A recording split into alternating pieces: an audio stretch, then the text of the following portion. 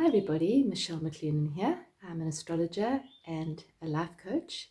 I call myself a life navigator because I help you to navigate your life in flow with the universal energies. We are energetic beings and we are not disconnected from everything around us. So it helps to actually have a little map and a little navigational tool to just help us see that we're actually on track and we're not going off track. So this week we're going to talk about the new moon in Pisces on the 13th of March. And this is quite an interesting new moon because it's the last new moon of the astrological year.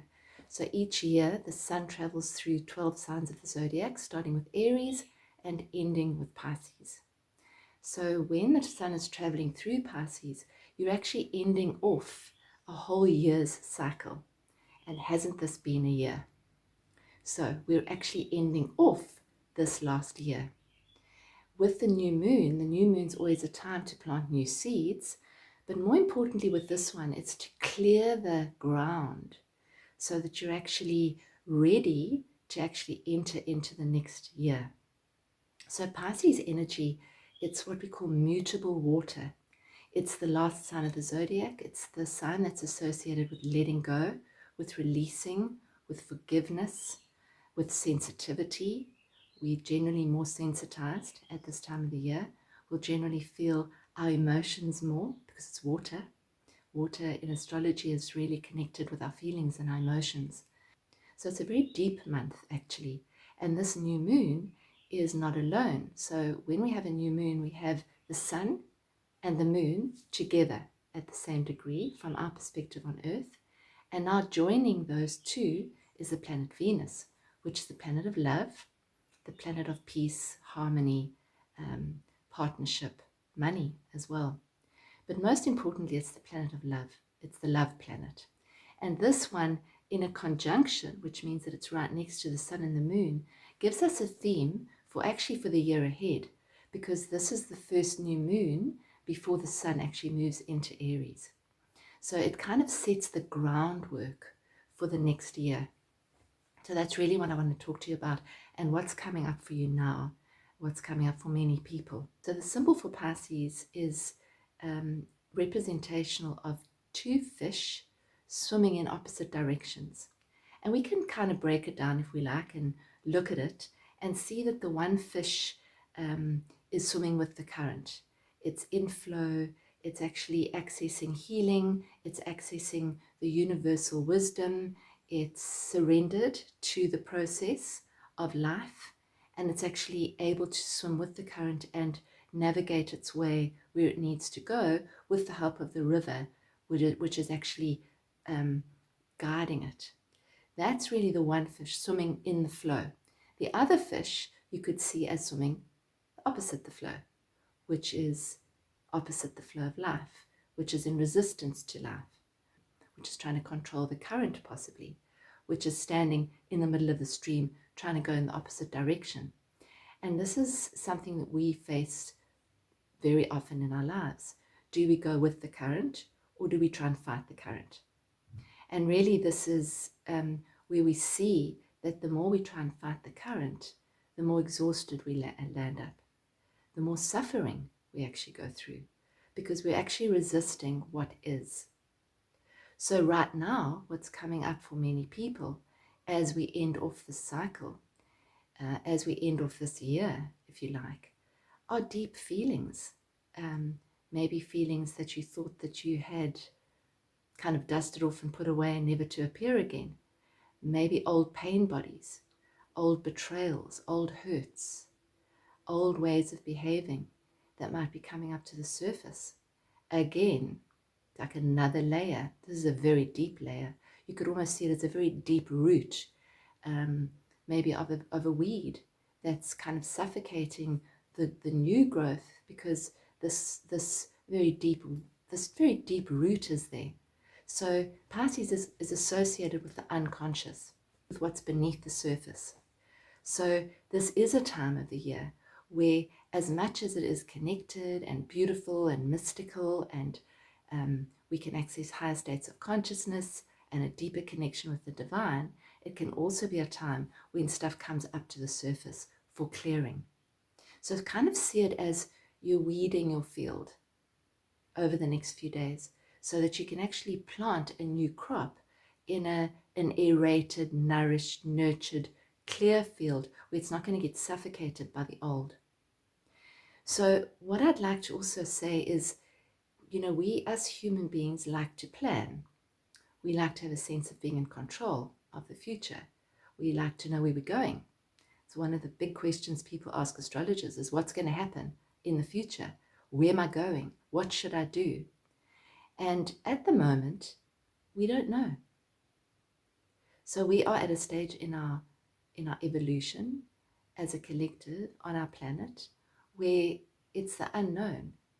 We're standing in territories that we've never been in before.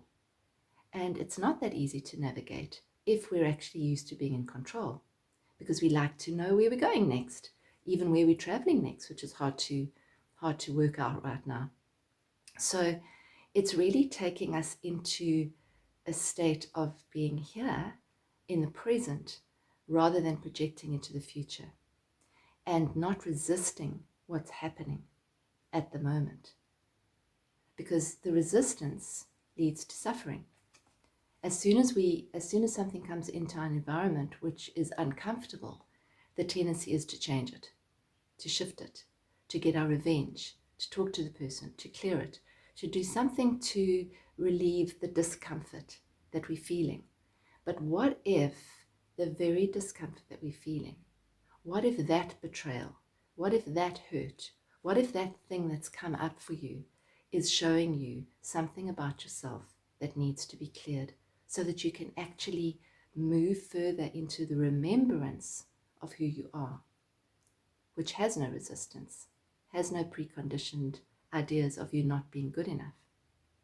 So it's whatever your struggle in your life right now, what if you could see it as exactly what is needed in terms of your soul's development to move you into your next level of connection and consciousness.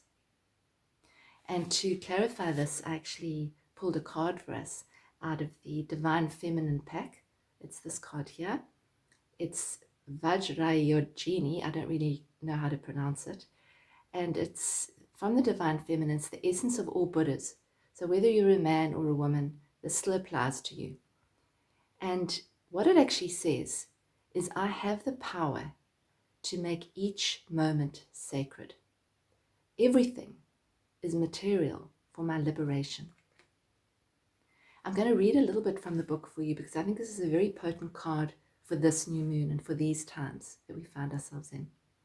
No matter what has happened recently or in the past, Vajrayogini reminds us that we possess the fierce wisdom that transmutes any pain or suffering into deep lessons that free us and bring us more joy. She is the call to wake up if we have fallen into that old myth that something or someone outside of us is going to save us. She's here to make it loud and clear that what is within us will save us in this present moment, not what's out there in the future or in the past. We can take this moment right here, right now, to turn everything sacred. This lady was known as one of the feminine Buddhas, female Buddhas, as the Red Buddha. Her energy is sharp, intense, and uncompromising. She will not let you remain in an illusion or in a disempowering story about who you really are. She wants you to sever all your ties to your ego's relationship to a person or an event in your life and see it again with the third eye, with the wisdom that can perceive the deepest spiritual path beneath the human drama. This female Buddha is the power we all have in every moment to take a seemingly everyday random event or annoyance or hurt or unfortunate occurrence and use it for our own enlightenment. She reminds us that everything is rich material for us to use to elevate our reality as an embodied soul. And the soul voice meditation that we can ask is, can I see the lesson in the chaos. And again, the affirmation, I have the power to make each moment sacred. Again, the affirmation, I have the power to make each moment sacred. Everything is material for my liberation. I think that we all have the option as human beings to choose the lens through which we look at everything through. And if we see what is happening in our lives as something that is set up to hurt us or betray us or make us feel less than, then that's what's going to be our reality. If we look at whatever's happening from a different lens, and we look at it as, how is this, whatever it is that's arising, helping me to remember who I really am? It shifts it completely. So this is really the theme for the whole year ahead of us. As we face more change, more uncertainty, possibly more challenge, it's how we're going to navigate this. Are we going to be in resistance to what's happening and ask and keep telling ourselves that it shouldn't be like this? And when you say that to yourself, just notice what happens in your body. Because when we are in resistance, we close. Our bodies close. We hunch over. We close down. We hold ourselves very tight. We try to control. And in that moment that we try to control, we're actually creating a block, which then forms in our energy system and in our bodies. So in each moment, we have the choice to open more to whatever's arising. That doesn't mean projecting whatever's arising onto someone else, although that's the kind of way that most of us do it. It's actually feeling the feelings that are arising. And Pisces tells us to do that. Feel what's arising. Allow it to be there. Accept it. Don't see it as wrong. See it as, oh, this is arising. This person has said something that's hurt me. Therefore, this is something that I need to feel so that I can clear it. I can pull that root up and actually clear the field. So it's very deep, this. This is also a time to forgive, to let go. So whatever you're holding on to, whatever hurts that you're holding on to, whatever you feel that you really just can't let go of, just ask yourself how that's serving you. And if you haven't come across it, it's a good idea to do the Ho'oponopono, which is a Hawaiian blessing. I can put a link in the video, in the section below this video. I encourage you to do that prayer. It basically is a prayer where you are releasing somebody else or a situation, and you're releasing yourself by simply accepting and giving thanks for this situation to appear as it is, rather than seeing it as wrong. So this is a time of acceptance. It's a time of surrender. And it's not necessarily something that we are very good at as human doings. So if you are unable to move forward in your life, if you feel stuck, then perhaps that's exactly where you need to be right now, as difficult as that is. And if you can open more to that and accept it, then it eases the suffering. And it opens you more to flow state, to the flow of life. You become the fish that's swimming with the current, allowing the current to move you, as opposed to trying to fight the current and move in the opposite direction. So this is the new moon to do this. And we're moving towards that, so it's already very close to new moon. And just something that was written by a very good teacher, Michael Singer, who wrote 2 books, The Untethered Soul and The Surrender Experiment. Amazing teacher. If you can get hold of his books, do so. And he says that the only thing you have to know is that opening allows energy in and closing blocks it out. All you have to do is decide whether you're willing to stay open or whether you think it's worth closing. See closing as resistance. Closing is a habit, and like every other habit, it can be broken. If you like energy, and you do, then don't ever close. The more you learn to stay open, the more energy can flow into you. If you want, you can learn to stay open no matter what happens in the world. You make a commitment to explore your capacity for receiving unlimited energy. You simply decide not to close. So in these times of turmoil and unknowing, it's about embracing the unknowing and saying, I don't know, and that's okay. I can't control this, and that's okay. And this is happening and it's not comfortable, and that's okay too. And this rage that's coming up, this anger that's coming up, this grief that's coming up. Many people are experiencing grief because we've lost a portion of our lives that we thought was very important. Many of us have lost different elements of our lives, be that connections with others, which have changed, or things that we used to do out in the world, the way we used to do things, that's all changing. So the more we hang on to the old, the less we can actually flow into the future.